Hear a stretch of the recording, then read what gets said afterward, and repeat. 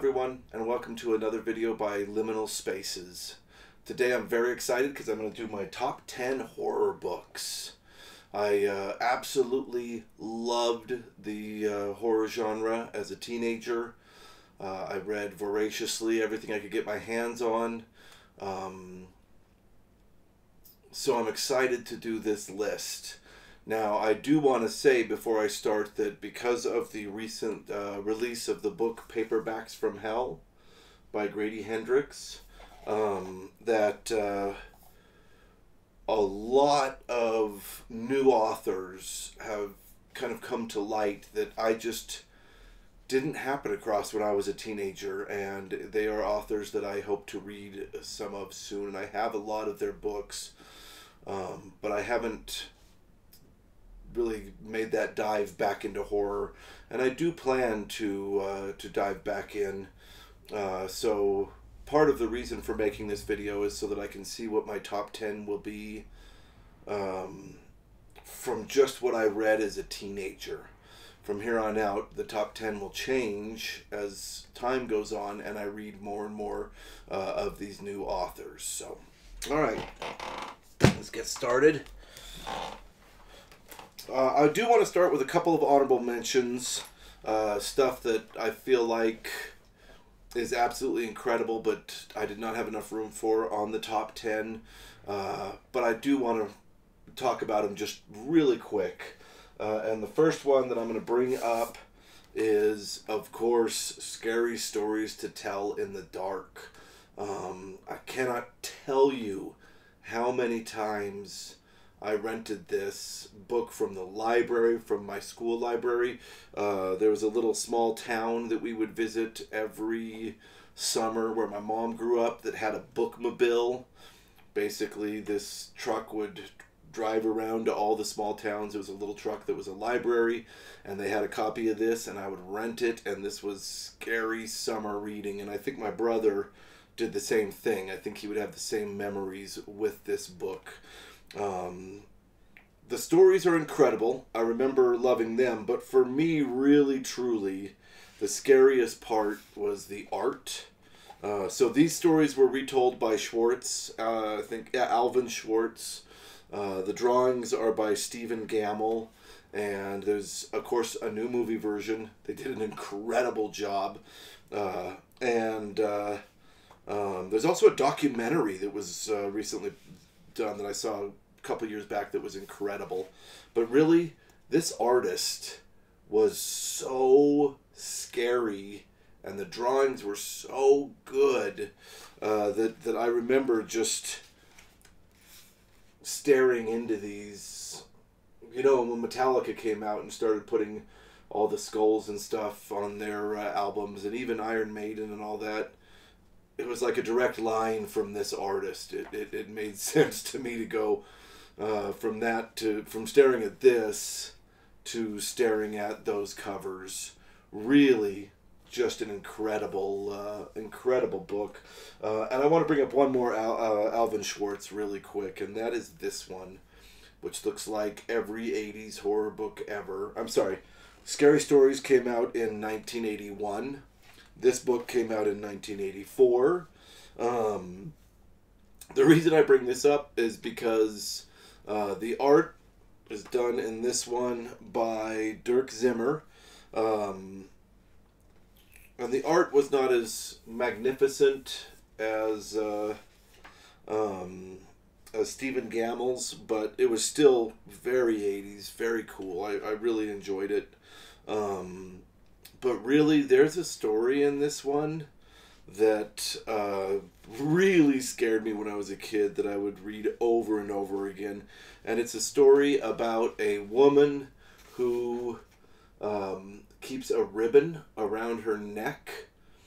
Right now, all the kids my age that are watching this video are doing this exact pose watching this video because you all read this too, and I'm sure it stuck with you. Anyway, this she meets a man, they get married, but she will never take her green ribbon off. All throughout their life, they have kids, and finally when she's an old woman, she says, okay, now you can take the green ribbon off, and the twist is fantastic. I'm not going to give it away. For all of you that have been looking for this story, this is the book you need. It's an I can read book for younger audiences, but that story, so good. So there it is if you're looking for it. So I had to give Alan Schwartz a call out because he was kind of growing up the horror writer of many people's childhoods. Okay, I'm doing this as an honorable mention. This might cause a lot of commotion in the comments, but again, this is just my opinions and my bias.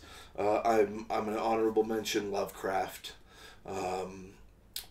I know that on a lot of these lists, Lovecraft is way up towards the top, and I get it.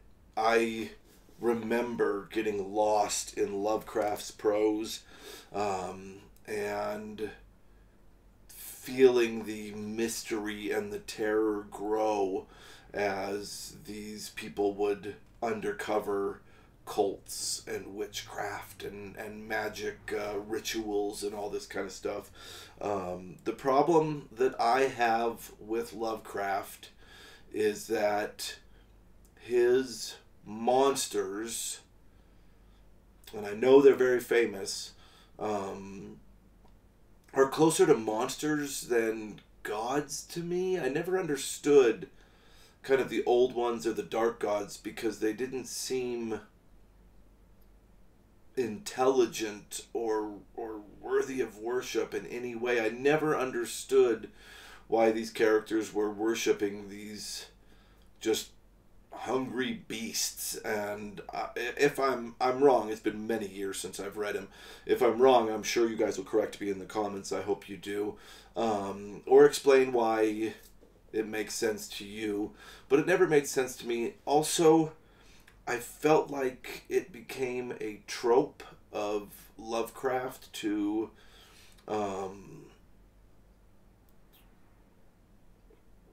fall back on seeing the monsters would drive the person insane.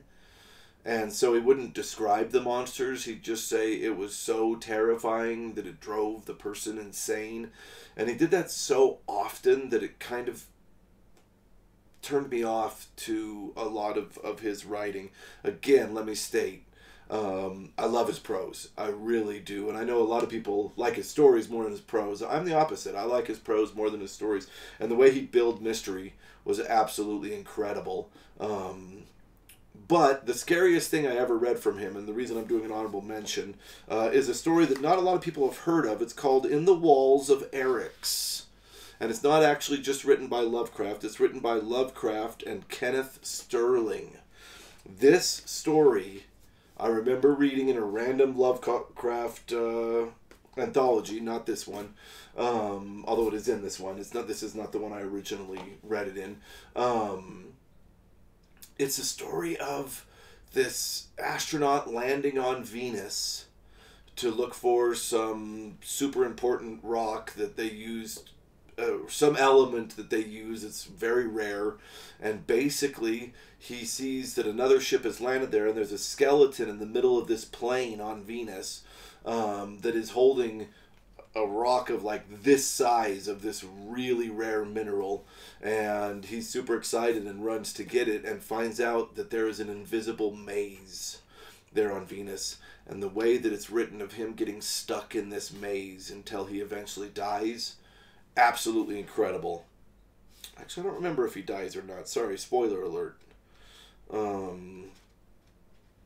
don't remember how it ends. You'll have to read it. He might do. I can't remember. But anyway, scared me silly. It was so well written. Crazy story about this story. Kenneth, what was his last name? Sterling? Kenneth Sterling was a high school student that had been writing back and forth with H.P. Lovecraft and sent him a story with this idea. And Lovecraft liked it so much that he took Kenneth Sterling's idea with permission and rewrote the story. So they do believe that most of the prose in the story is H.P. Lovecraft, but that the idea itself was Kenneth J. Sterling. And I feel like this is when Lovecraft was at his best for me, is when somebody else had the overall idea and Lovecraft was able to just focus on building tension, building the fear, and using that incredible prose to tell the story. So if you haven't read In the Walls of Eryx, is that what it's called? Yes, In the Walls of Eryx. It's absolutely incredible. I highly recommend it. Okay, done with honorable mentions. We can now get on to this top 10. And I'm, of course, going to start with 10 and work my way up to 1. So, number 10 is The Ring by Koji Suzuki. I read this after the movie came out. The movie was huge for me and my brother, The Ring. He saw the Japanese one first. I saw the American one first. We're going to talk about The Ring later because it's coming out in 4K in March. But this is a novel that was written in 1991, and I read probably in like 2003, 2004, and I absolutely loved it. It has a similar plot to the movie, but it also veers off in many different directions. One of the coolest parts about this that isn't really discussed in the movie a lot is the concept that he came up with of science and technology helping this ghost get her revenge, spread her anger. And he likens it less to a spooky haunting and more to the videotape, the technology, this videotape, spreading like a virus, which I think is really cool and really changed the way we look at horror. And the movie did as well. The concept that, well, I'm assuming we've all seen The Ring. If you haven't, fast forward past this part, I'm going to give a little spoiler. The concept of the cursed item being technology, absolutely incredible. But also the concept that there is no help for the ghost because the ghost isn't really driving this. In the book, what's left is just the ghost's anger. And the anger is multiplying. So you can't stop it by digging up the body and giving the ghost a proper burial. It doesn't work that way because this is a virus that's spreading. Really a brilliant, scary novel. Well done. Number 9. Number 9 is, and you'll see this on a lot of people's top, is House of Leaves by, is it Daniel? Mark Z. Danielewski. This came out in 2000. I read it probably about the same time I read The Ring. There was a little horror resurgence for me in the 2000s as I was just finishing up my bachelor's degree. And this is actually the book that started that resurgence. I read The Ring after this one. This book, for a couple of weeks, made me afraid of the dark again, and that's huge. The reason that it's not higher up on the list is because there's 2 parts to this book. There is a section that is about a house expanding from the inside. It's basically a person writing an essay about a documentary that they saw about a house that keeps getting bigger on the inside. And we talk about, well, the title of our channel is Liminal Spaces. And liminal spaces are spaces that are between things, right? A tunnel is a liminal space. When you'd go through a tunnel as a kid, you'd always kind of be excited for what would come out on the other side, and it wouldn't feel like the same place when you came out. That's a liminal space. In fantasy, Alice's rabbit hole is a liminal space. The wardrobe in Narnia is a liminal space. And this is a book that is a study on liminal spaces. Small areas in houses that grow and expand. Closets that you have to spelunk into to explore. It's incredibly written. The reason it's so low is because the other half is about a person that finds the papers that we're reading about the house expanding, and kind of how they affect him. And I just didn't like that other half as much. I really loved the stuff about the expanding house. I didn't love the sections about the guy finding the papers as much. So for me, it was two novels, one that I didn't like and one that I really liked. Enough to put on this list in number 9 position. This novel started out on the internet as a hyperlink novel, so it was really ahead of its time. I can't recommend it enough. It's a good time. The pages get crazy. He uses the font and text to an amazing degree that I really don't find in a lot of different novels. So, highly recommend this one. All right, number 8. We're going a little older. This is Suffer the Children by John Saul. This is my book club edition. It's real beat up, but it is what the first edition looked like. This is just a book club instead of a first. John Saul was read incredibly widely. The 80s, because of Stephen King, were a time of horror writers, and I think the 3 that were read the most are Stephen King, Dean Koontz, and John Saul. And both Dean Koontz and John Saul are not as remembered as well as Stephen King. In fact, I think Stephen King called John Saul an airport fiction writer. Stuff that you read on the plane just to pass time, but not really worth it. I know later that they kind of became friends, but at first Stephen King was not a big fan. I was a big fan of John Saul. I liked him a lot. I can tell you now, Dean Koontz won't make it on this list.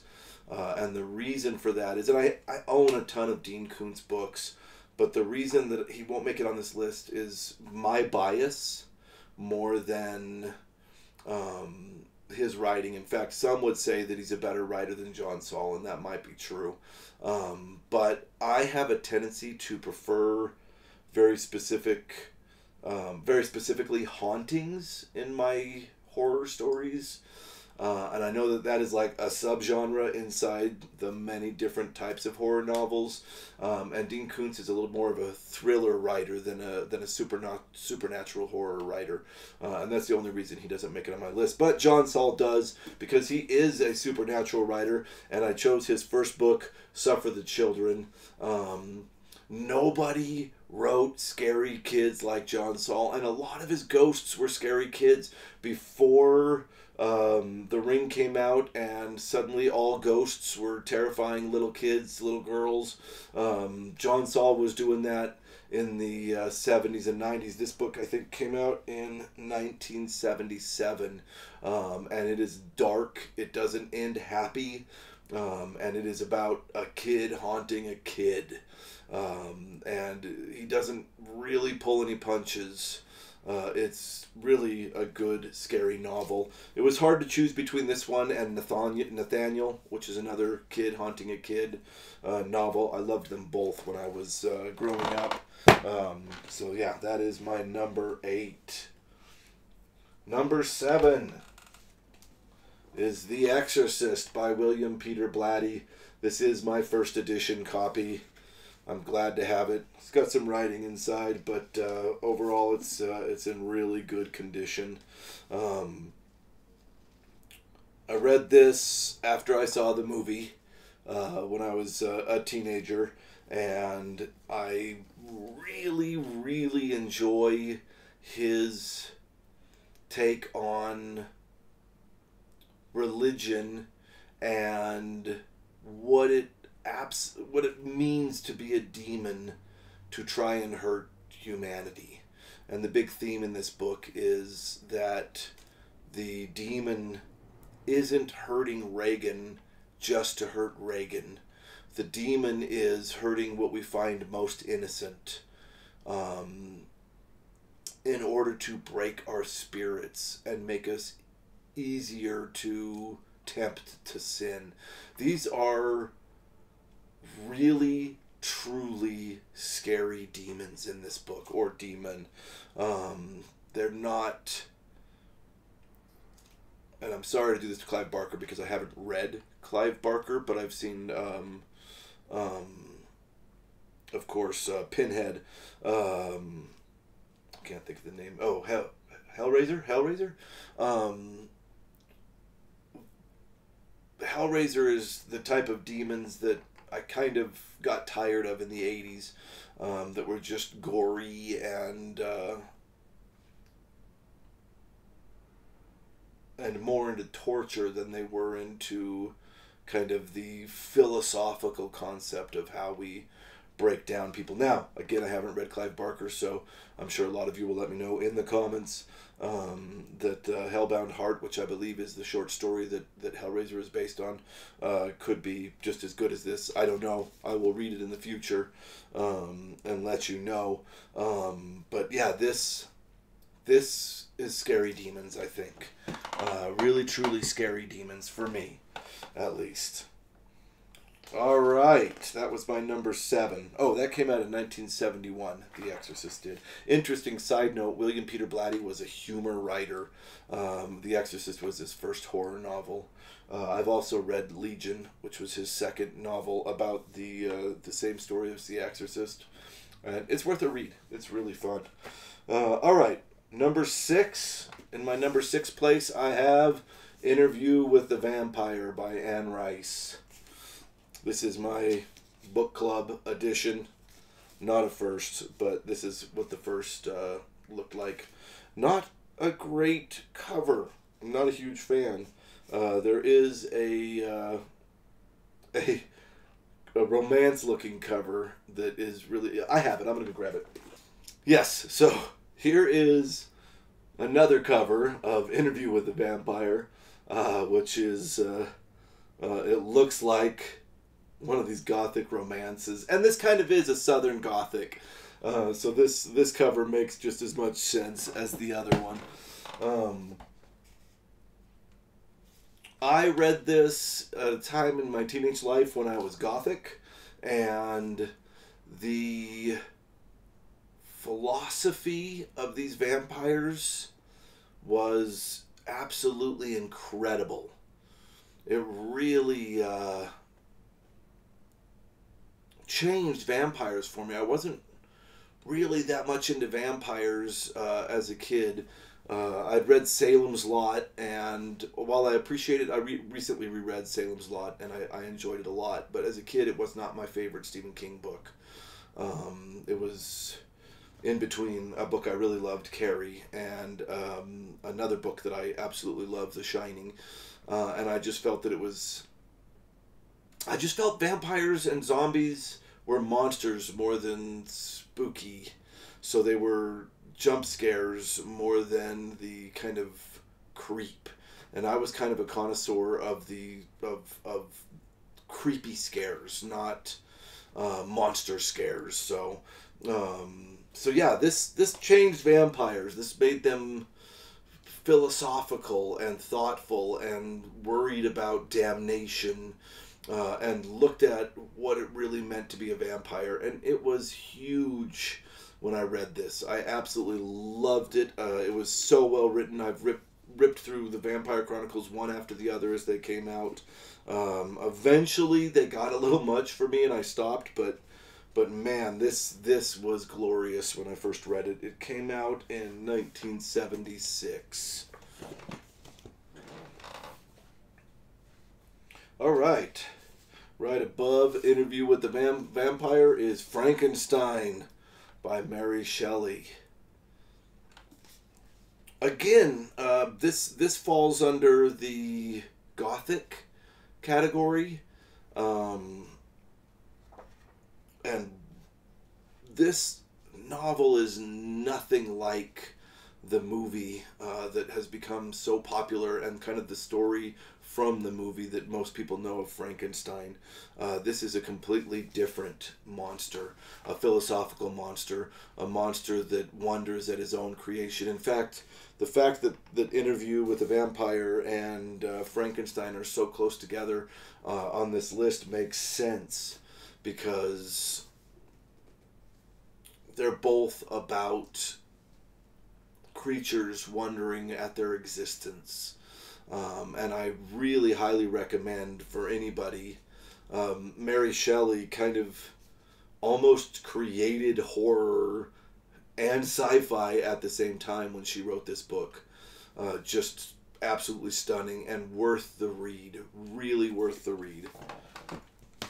All right, that was my number 5. Number 4 might be a bit of a surprise.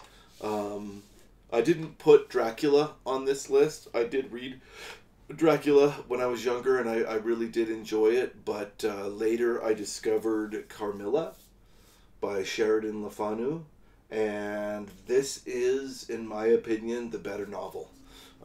Many people believe that this inspired Dracula. Sheridan Le Fanu was Irish, and this came out in... Frankenstein came out in 1818. I forgot to tell you that. This came out in 1872, way before Dracula, and a lot of people feel like it was this philosophical, sensual vampire in Carmilla that inspired Bram Stoker to write Dracula, and I believe that. I believe that's true. This is a story of a vampire that comes to a small hamlet and basically is staying with a young woman who's been isolated from people her age for a very long time, and is very excited to have a playfellow and a friend. This vampire is very sensual. This is almost a love story between Carmilla and the main character as she slowly, of course, drains her of blood and vitality. There's a movie version of this that was made recently that was actually really strong, I felt. It played down the vampire side and even hinted at the idea that Carmilla was never a vampire. The reason that the town was so afraid of her was because of the lesbian relationship she was having with the main character. I recommend the movie, but of course I recommend the book way more. This is an incredible read. Well worth it if you're into vampire fiction. All right, number 3. I'm sure a lot of you saw this coming. My number 3 is Edgar Allan Poe. I couldn't really point to a direct book. Basically, his short story book was being called Tales of Mystery and Imagination. It wasn't called that until the early 1900s. But yeah, his collection of short stories and poems are absolutely incredible, and one of my favorite things to read when I was a child. I feel like Poe was the first horror writer. He was writing in the 1830s and the 1840s, mainly, these stories. He was the first horror writer to really introduce the concept of psychology into his short stories, and it works incredibly. I had a teacher when I was getting my master's that was talking about that he believed that Poe was discussing things that Freud put into words later, that basically Poe was doing psychology before psychology even really existed, and I agree with that. All you have to do is read stories like The Imp of the Perverse, or The Telltale Heart, to talk about the concept of conscience, and when people felt guilt and their conscience was talking to them. Really a brilliant writer. The story that I remember most, and I can't remember the name of it right now. If you've read it, you can let me know in the comments. Is a story about a doctor who he believes, invented a way to bring corpses back to life. And he's testing this theory on a corpse in his lab, but it takes like a certain amount of hours for the corpse to wake up, and they don't know if it's going to work or not, he and his assistant.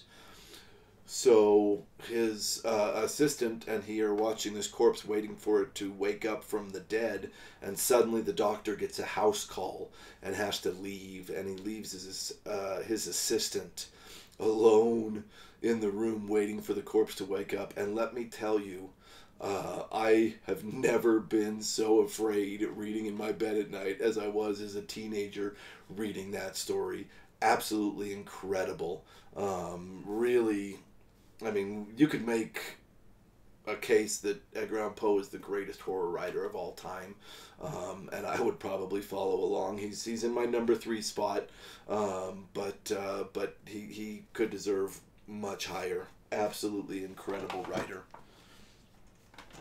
Okay, number 2. My number 2 horror book is Shirley Jackson's The Haunting of Hill House. I wish that I even had a BCE copy of this, a book club edition copy of this, but I don't. They go for so much money on the internet. They're impossible to find. I find that Shirley Jackson as a horror writer is overlooked a lot, which kind of drives me nuts. It's interesting because after Lovecraft and the weird fiction, there was a big kind of revival of the gothic horror story, harkening back to Frankenstein and Jane Eyre and all of these Wuthering Heights, all of these kind of gothic romance horrors from the past. And I find these books often thrown into the romance section, and I get it. They often are romances because that is one aspect of the gothic literature, is romance. And I think Shirley Jackson recently has been kind of taken out of that, and is taking her proper place. But if you look at Wikipedia articles on the history of horror, it'll really jump from Lovecraft to King. And I think that we're doing a huge disservice leaving Shirley Jackson out of that. This is one of the most atmospheric, slow burn, haunting stories I've ever read, and I absolutely love it. I read it recently, I think just a few years back for the first time, and I was, first off, massively impressed by her prose. Beautiful writer. Second, I like the subtlety of the haunting.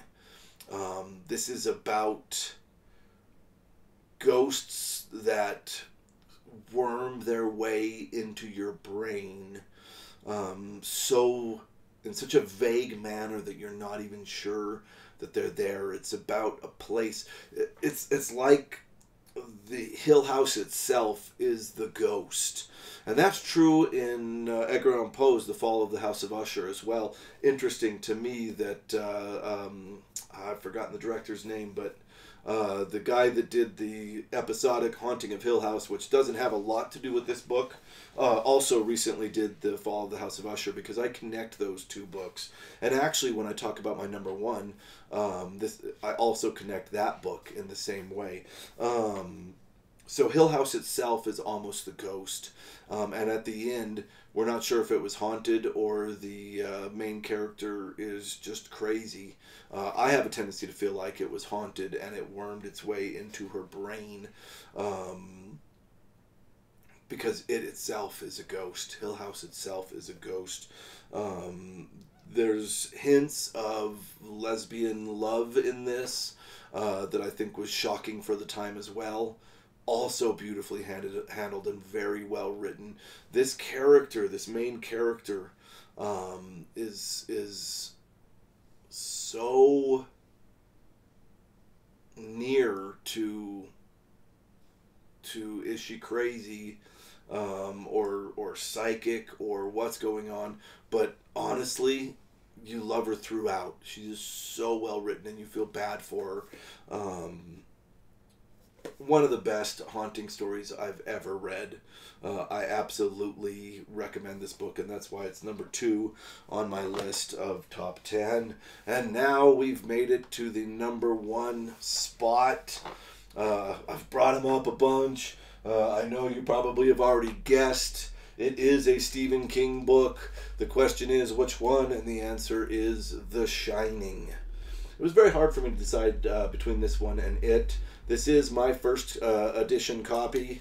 Very rare. Mine's pretty beat up, but I found it out in the wild at a yard sale.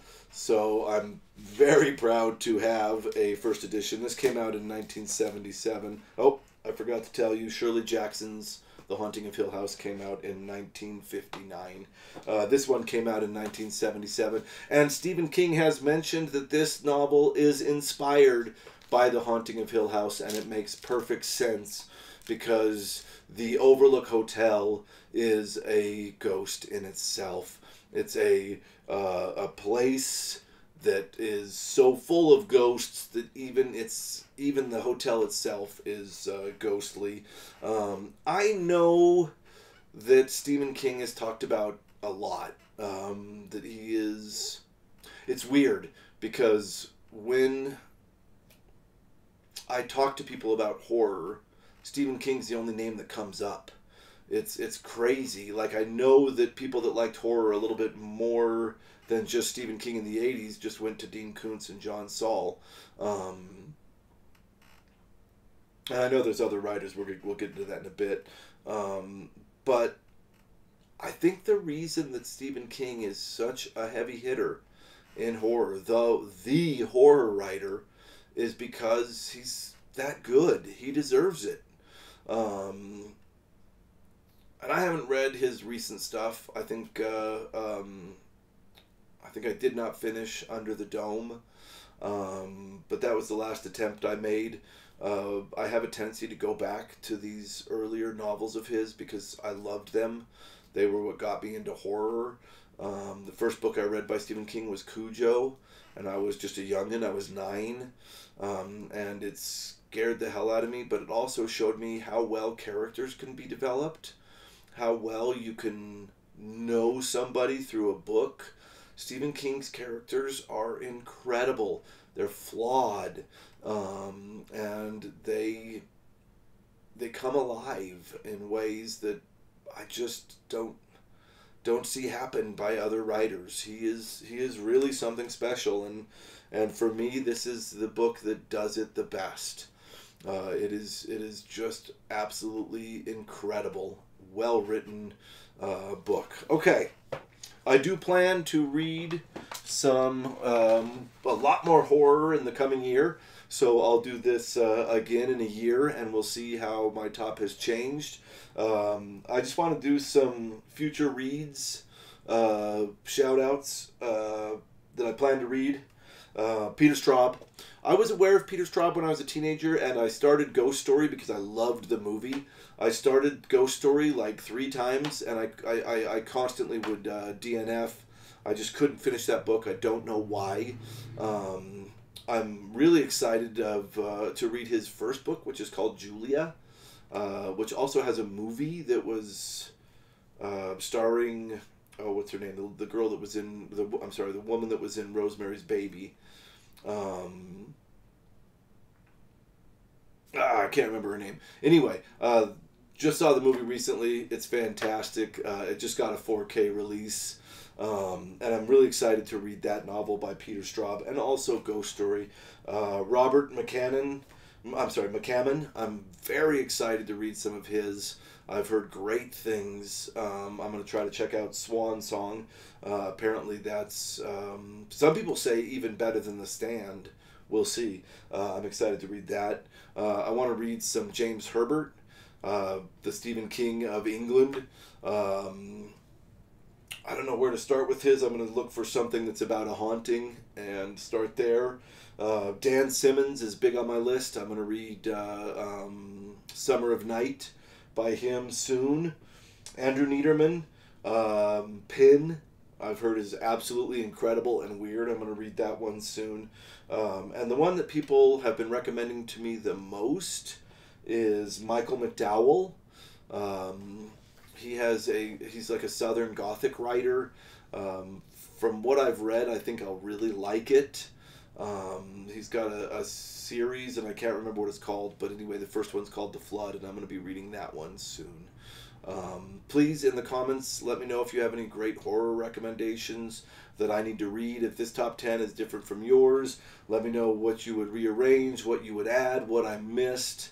If you like this kind of content, please subscribe. If you like this video, go ahead and give it a like. And thank you very much for watching. We'll see you soon.